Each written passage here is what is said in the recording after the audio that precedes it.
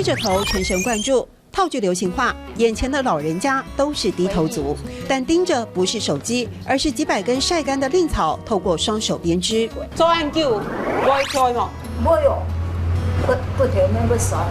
偶尔得调整一下姿势。顶级的蔺草席至少要编织2个月，伤眼力又伤腰力。以一般人眼睛也跟不上的速度，驾轻就熟地编织，源自超过1甲子的熟悉。7岁就被妈妈要求要学会贴补家用。阿婆，你係童年嘅筆意。咩係本地嘅特色？啊，咩係本地嘅特色？就这是童年的回忆，也是在地特色。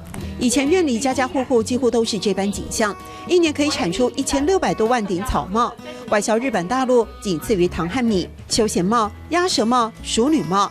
75岁的曾凤娥阿嬷自豪地说，都是无师自通做出来的。我少年咧吼，安尼翕一堆啊，啊就看看吼，安尼伫咧啪哩啪哩。它的珍贵的地方是他们用自己想的去抓出来这个角度。老一辈口中看着学就会的技术，这年头已经没有多少人会。加上价格低廉的大陆制品竞争，传承3代的蔺草帽系行，珍惜传统之余，也得创新生存。手工编织的蔺草帽，压模裁切就能放进安全帽里。我们印尼的三角蔺草，它就是有那个特性，吸汗、除臭、透气。所以蔺草席在夏天也有降温省电的效用。邱秀玲希望客人去摸、去比较、去感受台湾蔺草的品质，也为蔺草文化留住生机。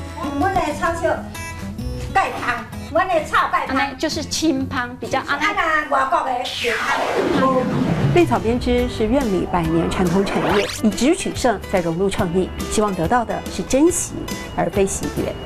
也是童年嘅回忆，咩係本地嘅特色。